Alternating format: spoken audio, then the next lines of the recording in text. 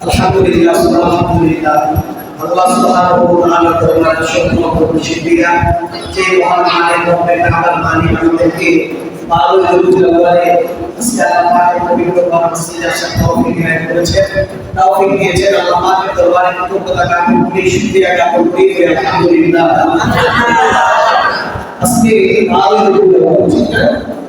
এই আমল রাসূলের জীবনীকে যদি আমরা ভাগ করি দুই ভাগে ভাগ করা যায় কয়ভাবে দুই ভাগে একটা হচ্ছে সিরাতুল নবী একটা হচ্ছে মিলাদুন নবী মিলাদ শব্দের অর্থ হচ্ছে জন্ম মিলাদ শব্দের অর্থ কি জন্ম মানুষের জন্মের মধ্যে কোনো শিক্ষা থাকে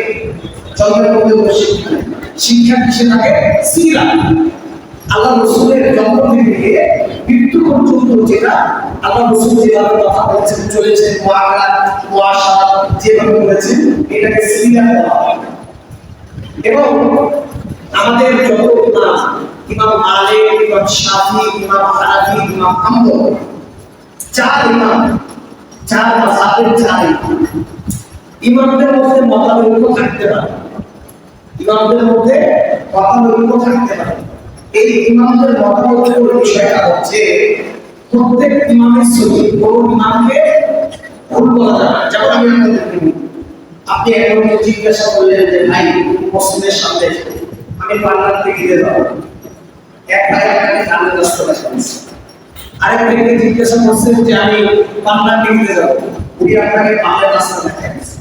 রাস্তার বেশি কম হতে পারে কোনটা বেশি কোনটা কম হতে পারে কিন্তু বলেন তো যে ভাইকে দুই ভাই কত বড় রাস্তা দেখাইছে পার্লার থেকে যদিও সবাই রাখতে পারে তারা সঠিক রাস্তা দেখাইছে কিনা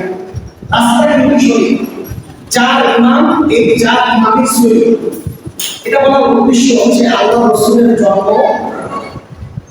এই জন্মের ব্যাপারে একটা মতানৈক্য আছে মতবিরোধ আছে একজন বলছে 9 তারিখ একজন বলছে 10 তারিখ একজন বলছে 11 তারিখ একজন বলছে 12 তারিখ যে এরকম ভাবে আসছে কিন্তু আল্লাহ রাসূলের মৃত্যু 12 রবিউল আউয়াল এই ব্যাপারে প্রত্যেক মাযহাবে প্রত্যেক ইমাম একমত যে আল্লাহ রাসূল সমস্ত সবাই একমত যে আল্লাহ রাসূলের মৃত্যু হচ্ছে 12 রবিউল আউয়াল কত রবিউল আউয়াল 12 রবিউল আউয়াল এখন আল্লাহ রাসূলের জন্ম আর মৃত্যুতে ইসলামের কোনো দিবস জায়েজ নেই ইসলামের কোনো দিবস জায়েজ নেই জন্মদিন বলেন আর মৃত্যু আসলেই বলেন এটা ইসলামে জায়েজ নেই কথা বুঝতে পারছেন আল্লাহ রাসূলের সিরাত থেকে আমাদের শিক্ষা নিতে হবে আল্লাহ রাসূলের মুআমালাত কিরকম ছিল আল্লাহ রাসূলের মুআশারাত কিরকম ছিল আল্লাহ রাসূল কিভাবে কথা বলতেন আল্লাহ রাসূল কিভাবে হাঁটতেন এটা